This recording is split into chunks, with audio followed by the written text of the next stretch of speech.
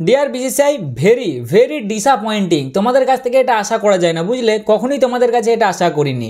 কি দরকার ছিল বলো দেখিনি 6 বছর পর ইডেন গার্ডেনে টেস্ট ম্যাচ করানোর? মানে কোনো মানে হয়?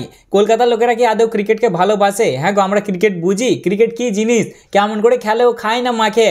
ক্রিকেট তো যত ওই আহমেদাবাদ আছে, দিল্লি বোম্বে আছে, ওই দিকের লোকেরাই তো ক্রিকেট বোঝে। তোমরা দেখলে না এর আগে যখন টেস্ট ম্যাচটা হলো ওয়েস্ট ইন্ডিজের আগেনস্টে, কেমন ভাই ভর্তি হয়ে গিয়েছিল তোমার ওই কী বলে আহমেদাবাদের স্টেডিয়ামটা। বাপরে বাপ, আমি তো যতটা জানি 1,40,000 মনে হয় ক্যাপাসিটি, বলছে 1.5 লাখ 2 লাখ লোক ধরে যাচ্ছে। ছাদের ওপর লোক বসে আছে, একবার থেকে তোমার চালে উঠে বসে আছে ক্রিকেট ম্যাচ দেখবে বলে। আর আমাদের ইডেন গার্ডেনে দেখো একটা লোক আছে, হ্যাঁ একটা লোক আছে। আমি তো একটা মাঝে পর্যন্ত দেখতে পারলাম না যে আজকে খেলা দেখতে গেছে।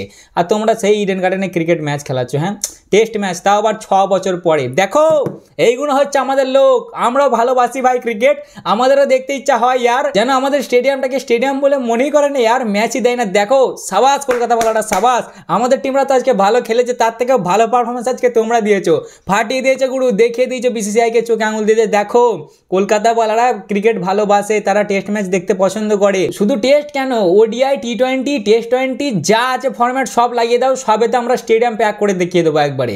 এতটা ভালোবাসি আমরা ক্রিকেটকে, মানে একবারে হালকায় নিয়ে নেয়। আর আমাদেরকে সবসময় কিছু হলেই খালি সব দূরে দূরে। 2024-এ কতটা ডিজার্ভিং ছিল বলো দেখিনি কেকেআরের টিমটা? হ্যাঁ মানে আর কি ইডেন গার্ডেন কতটা ডিজার্ভিং ছিল? দরকার তো ছিল নাকি এখানে ফাইনালটা করানোর?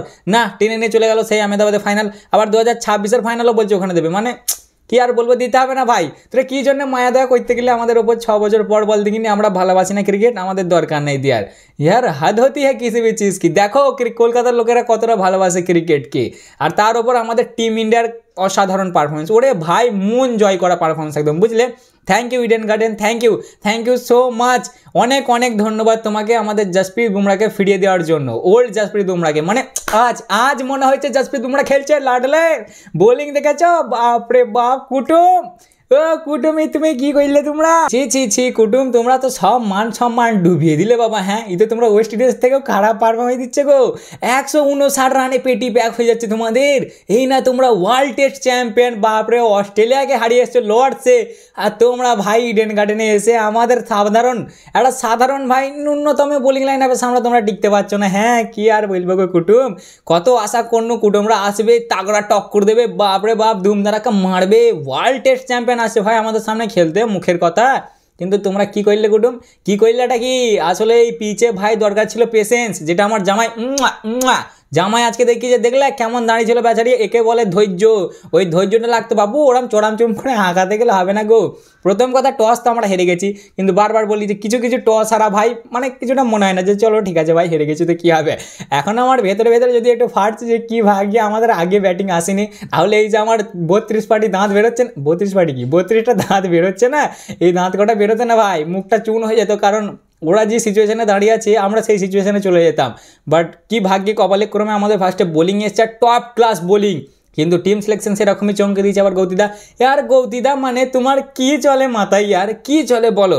আমরা ভেবে নিয়েছিলাম যে 3 নম্বরে এবার সাই সুদর্শন ফিট হয়ে যাচ্ছে, 3 নম্বরের জন্য এবার সাই সুদর্শনই খেলবে। হঠাৎ করে আজকে ওয়াশিংটন সুন্দরকে কি মনে করে, যে জীবনে ভাই ইন্টারন্যাশনাল ক্রিকেটে 3 নম্বরে ব্যাটিং করিনি, তাকে আজকে পাঠিয়ে দিলে অলরাউন্ডার খেয়ে।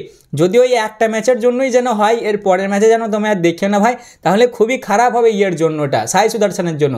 আচ্ছা সাই না হলেও এখানে তুমি দেবদত্ত পাটিকালকে খেলাতে পারতে, যেহেতু ব্যাকআপে বসে আছে। তাহলে ওরা কি ভাববে যে আমাদের অতটুকু অ্যাবিলিটি নেই যে আমরা 3 নম্বরে খেলতে পারি? হ্যাঁ দেখো ভাই, আমি ওয়াসিকে ট্রোল করছি না, আমি জানি ওয়াসি কি করতে পারে, বাট ও তো খেলে না ভাই 3 নম্বরে। ও সবসময় 7-8 এই দিকে বেশিরভাগ খেলে, নিচের দিকে বেশি বোলিং করে। যখন বল হতেরি ব্যাটিং করে, যখন বল পুরনো হয়ে যায়, তাহলে ওকে 3 নম্বরে পাঠিয়ে দেওয়াটা একটু তো চাপের। আর তাছাড়াও যেহেতু আমাদের কাছে সেরকম আছে ডিজার্ভিং প্লেয়ার বসে আছে যারা 3 নম্বরে খেলতে পারবে। আর তাছাড়াও লং টার্মের কথা তো আমরা ভাবছি, যেহেতু আমাদের টেস্ট টিমটা আমরা একদম কারেন্ট গান টেস্ট টিম বানাতে চাইছি, তাহলে তো সেখানে সাই সুদর্শনকে আমার মনে হয় আজ খেলানোটা দরকার ছিল। ওর কি মনে হবে যে আমি তাহলে পারফরমেন্স খারাপ দিচ্ছি, আমি হয়তো সেরকম টিমের জন্য ক্যাপেবল নয়, আমার হয়তো ভাই এখনও জায়গা ঠিক নয় যে আমি আদৌ খেলবো কিনা। মানে কি মনে করে ভাই 4-4টে স্পিনার, যেখানে ভাই দেখো বুমরা কত সুন্দর বল করলো, সিরাজদা ডিএসপিকে যদিও প্রথমে ওরা তাবড়া করেছিল, এবার খুব মেরেছে প্রথমে 3 ওভারে, বাট তারপরে ডিএসপিও গ্রেফতার করে ফেলেছে। ডিএসপি বলে যে শালা আমাদের গ্রামে খেলতে এসেছি তোরা, তোদের এত গরম কিসের রে? ডিএসপি লাস্টে গরম করে দিয়েছে ওদেরকে। যাই হোক আসছে সেসব কথাই। কিন্তু চারটে স্পিনার, তার উপর আবার ওয়াসিকে 3 নম্বরে। সত্যি ভাই এটা আমি এক্সপেক্ট করি না, আর এটা আমি অ্যাগ্রিও নয়। হ্যাঁ আমি জানি যদি ওয়াসি এখানে 100 মেরে দেয় কালকে দাঁড়িয়ে, ঠিক আছে, তাও আমি ভাই অ্যাগ্রি নয় যে ওয়াসি 3 নম্বরে খেলবে। ইয়ার সাই সুদর্শনকে 3 নম্বরে দেওয়া দরকার ছিল, বাট যদি শুধু এই ম্যাচের জন্য এটা হয় যে শুধু ওয়াসি এই ম্যাচের জন্যই 3 নম্বরে এখানে খেলছে তারপর সাই খেলবে, তাহলে ঠিক আছে। নাহলে তো ওই ছেলেটাকে অপমান করা হচ্ছে না ভাই, ও তো ভালোই পারফরমেন্স দিল ওয়েস্ট ইন্ডিজের আগেনস্টে দ্বিতীয় ম্যাচটাই। তাহলে তোমরা এরকম যদি ওকে সাইড করে দাও তাহলে ও ভাববে হয়তো আমার জায়গা এখনও ঠিক নয়, আমি হয়তো ঠিকমতো পারফরমেন্স দিতে পারছি না। তার উপর চারটে স্পিনার খেলিয়েছে, আমি তো অবাক হয়ে গেছি ভাই। আমি ভাবছিলাম যে চলো, মানে আমি ভেবেছিলাম যে ওইখানে সাই তো খেলবি, হয়তো আকাশদীপ দলে জায়গা পেতে পারে, কিন্তু না, আকসারদাকে দিয়েছে আর এইদিকে তোমার সাইকে সরিয়ে দিয়ে ওয়াসিকে ঢুকিয়েছে। দিয়ে ভাই প্রথমে তো খুব মারলে ভাই, বুঝলে। প্রথমে আমরা যেহেতু বোলিং পেয়েছি, ওরা ব্যাটিংয়ে এসেছিলো, প্রথমে মোটামুটি 9 ওভার অবধি 57 রানের পার্টনারশিপ লাগিয়ে দিলে ওই তোমার রিকালটন আর মার্করাম। কি মারটা মারলে আমাদের ডিএসপিকে ভাই, প্রথমে 3 ওভারে অলমোস্ট কত 25 রান, স্যাটটা ভেঙে দিলে। আমি কিলো করে যেটা তো 4 তো হাঁকাবে মনে হচ্ছে আজকে যা হলো। কিন্তু তারপরেই বুম বুম বুমড়া, ওরে কি টপ ক্লাস। এই কারা কারা ম্যাচ দেখতে গিয়েছিলে গো, একটু কমেন্টে জানাবে ভাই। আমি তো দেখতে যেতে পারি না, আমাকে ঘর থেকেই দেখতে হলো। ইচ্ছা খুবই ছিল কিন্তু কিছু করার নেই। কে দেখতে গেছিলো অবশ্যই কমেন্টে জানাবে। হ্যাঁ ভাই বুমরার বোলিং, ওরকম বোলিং চোখে দেখার যে মানে খুশিটা আছে না, সেটা ওই মোবাইলের স্ক্রিনে দেখে নেয় ভাই। চোখে দেখার মধ্যে একটা আলাদা স্যাটিসফ্যাকশন আছে। ও প্রথমেই এসে বুম বুম বুমরা এমন দিলে, তোমার কাকে রিকালটনকে দিয়েছি, অফটা মুড়ি দিলে রিকালটনের একবারে। রিকালটন ভালোই মারছিল, ড্যামেজ করেছিল, 23 রান বানালো 22 বলে। দিয়ে রিকালটন বললো যে চো আমি বাড়ি যাচ্ছি ভাই। বুমরা আজকে আলাদা মুডে লাগছে মনে হচ্ছে। ঠিক তারপরই মানে মাঝে একটা ওভার গেছে, তারপরই আই থিঙ্ক 12 ওভারে ভাই মার্করামও বলছে না খেপা লাড়লে আমারও থাকলে হবে না, বুঝলি। বুমরা আজকে আলাদা মুডে চলছে। বুমরা ওকেও দিলে ভাই পটাক করে, একটা আনইভেন বাউন্স হলো, এরকম লেগে এরকম টুইং করে আউট হয়ে গেল। দেউ ভাই সাহেব বাড়ি চলে গেল 31 রান বানিয়ে 48 বলে। তারপর ডন বাবুমা ভেবেছেন হয়তো আজকে আমি কিছু করবে। জন মানেকার ডন, এই জন মানেকার ডনের না একটা মনে হয় এলবিডব্লিউর অ্যাপিল হয়েছিল বুমরার বলে। আমার জামাইদা আছে, বুমরা আছে, উইকেটের কাছে এসে বলছে এ তো বোনা হ্যাঁ, এ গালও দিয়েছে, একটা গালটা বলবো না, বলছে এ বোনা হ্যাঁ। আবার সেই অনুযায়ী মানে হিমাল তো গেঁড়া আছে ভাই, সেই অনুযায়ী আর কি ওই মানে ট্রোল করে নিয়ে দাঁড়া হয় না ভাইচারা বন্ধুদের মধ্যে, যে সালাই তো ভাইয়ের হাইট তো শর্ট আছে, সেই অনুযায়ী আমাদেরকে রিভিউ নিতে হবে। রিভিউ যদি আমরা আজকে কই, আমার মনে পড়ছে না রিভিউ নিয়েছি বলে, বাট ওরা 3টে রিভিউ নিয়েছে, 3টি মানে আনসাকসেসফুল, বেশিরভাগটাই যতটা মনে আছে সবই আনসাকসেসফুল হয়ে গেছে। তারপরে কুল্লু আসে, কুল্লু বলে চলো ডনদা তোমার আর আমার হাইট একই অনেকটা লাগছে, বুঝলে তো, চলো আমি তোমাকে বাড়ি পাঠাই। দিয়ে ভাই জন মানিকার ডন 3 বলে 11 রান বানিয়ে বাড়ি চলে গেল। দিয়ে লাঞ্চ হয়ে গেল, লাঞ্চে 105 রানে 3টে উইকেট হলো, 27 ওভারই। তারপরে এলো আবার ওরা বোলিং করতে, সব খাওয়া দাওয়া করে এলো, লাঞ্চ করে এসে মুলটার সে যে ভাই তোমার ওই কী বলে একটা রেকর্ড বাঁচিয়ে রেখেছিল টেস্টের হাই রেকর্ড যে করতে পারতো, ওই মুলটারকে দিলে কুলডু পোটকে, বললো যা ভাই তুই অনেক মেলিয়েছি বুঝলি তো, তুই ওই জিম্বাবুয়ের সামনে হাইস্ট রান করতে গেছিলি, আমাদের সামনে করতে আসিস না। ওকে 24 রান বানালো ভাই সাহেব, 51 বলে, বলে যা তুই বাড়ি চল যা। তারপরে টনি জিজোরজি, ও একটু ভাই সাহেব ভালো খেলছিল, দুজনে একটা পার্টনারশিপ লাগিয়েছিল ছোটো পাড়া, একেও দিয়ে 24 রান বানিয়ে দিলে বাড়ি পাঠিয়ে, বুমরা বাড়ি পাঠালো একে। তারপরই 6 নম্বরে ডিএসপি দিয়ে আলাঘি মুডে চলে এলো ভাই। যদিও ডিএসপি তার আগে মানে সেট আপটা হেভি করছিল, প্রথমে 3 ওভারই যা ও মার খেয়েছে, তারপরে ও বেশ একদম লাইনে চলে এসেছিল ডিএসপি ভালো রকম। দিয়ে ভাই ওই প্রথমে ওই কাইলকে দিলে 16 রানে, আর সেম ওভারই মার্কো ইয়ানসানকে লম্বুটাকে পটাক করে দিলে ভাই একদম বোল্ড করে। ও মানে আলাগই মজা এসে গেলো দেখে, বুঝলে। তারপরে বাপু এলো, বাপু আবার কর্পিন বক্সে বলছে তুই কী করবি এখানে থেকে, তুই চলে যা বাড়ি যা। ওকেও 3 রানে বাড়ি পাঠিয়ে দিলে। দিয়ে ভাই সেকেন্ড সেশনে 154 রানে 8টা উইকেট পটাক করে 52 ওভার খেলে 5টা উইকেট ভাই। সেকেন্ড সিজনে তোমার এত সুন্দর বোলিং করলো, 5টা উইকেট। তারপরে বুমরাদা এলো, বললো অনেকদিন ভাই 5 আর মারিনি বুঝলি, চো আজকে 5 মেরে নিয়ে যাক। দিয়ে ভাই চাটা খেয়েছে সাইমান হারমার এলো, ওকে 5 রানে দিলে বাড়ি পাঠিয়ে, ওর অফ টাইম একদম উড়িয়ে দিল বুমরাদা। আর তারপরে কেশাব মাহারাজ এসেছিল, ওকে একটা এমন ইয়ার কাট দিল, ওর পায়ে দিলে ভাই 0 রানে আউট করে দিয়ে 159 রানে পেটি প্যাক ওয়ার্ল্ড টেস্ট চ্যাম্পিয়নরা মানে কুটুম তোমাদেরকে তো আমরা খাতির যত্ন করার জন্য দেখো 6 বছর পর ইডেন গার্ডেনে নিয়ে এলাম। মানে লাস্ট ম্যাচ হয়েছিল ইডেন গার্ডেনে সেই 2019-এ তোমার বাংলাদেশের বিপক্ষে পিঙ্ক টেস্ট বল ম্যাচ, তখন আমরা খেলেছি এই ইডেন গার্ডেনে টেস্ট ম্যাচ, তারপর থেকে আর খেলিনি, এই খেললাম। তাহলে কুটুম তোমাদেরকে কত আদর যত্ন করার জন্য স্পেশালি আমাদের গ্রামে নিয়ে এলাম, যে তোমরা এখানে আসছো, তোমাদেরকে টসও দিয়ে দিলাম, কিন্তু কী দিলে এটা তোমরা কী করলে বলো তুমি কুটুম, মন থেকে আমি খুবই খুশি ভাই, ঠিক আছে, তোমাদের performance top class, heavy performance দিয়েছো তোমরা, এইভাবেই চালিয়ে যাও, ঠিক আছে। তবে তাড়াতাড়ি টেস্ট ম্যাচটা শেষ করো না, অ্যাটলিস্ট যেন 4 দিন যায়, ওই 2-3 দিনে শেষ করে দেবে না, তাহলে ভালো লাগে না আমাকে, একটু বেশি করে যাবে তবেই তো টেস্ট ম্যাচ। বলো, টপ ক্লাস আমাদের বোলিং হয় ভাই, তারপর আসে আমাদের ব্যাটিং।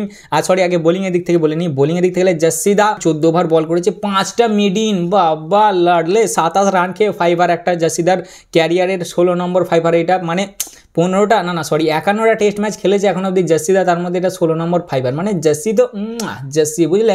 আজকে ভাই মন দিল খুশ হয়ে গেছে একদম। Thank you Eden garden, thank you আমাদের জসিকে আমাদের কাছে আবার ফিরিয়ে দেওয়ার জন্য, আমাদের ওল্ড জসিকে। নাহলে এতদিন ধরে মনেই হচ্ছিল না সালা জসি খেলছে না, ফিল্ডটা আসছিল না, এইবারে জসি ফিল্ডটা চলে এসেছে, বুঝলে। 1-2 নম্বর হচ্ছে আমাদের ডিএসপি একটু মার খেয়ে গেছে, 12 ওভারে 47 রান খেয়েছে, 2টো উইকেট নিয়েছে। আচ্ছা, তারপর আমার বাপু 6 ওভারে 21 রান খেয়ে 1টা উইকেট নিয়েছে।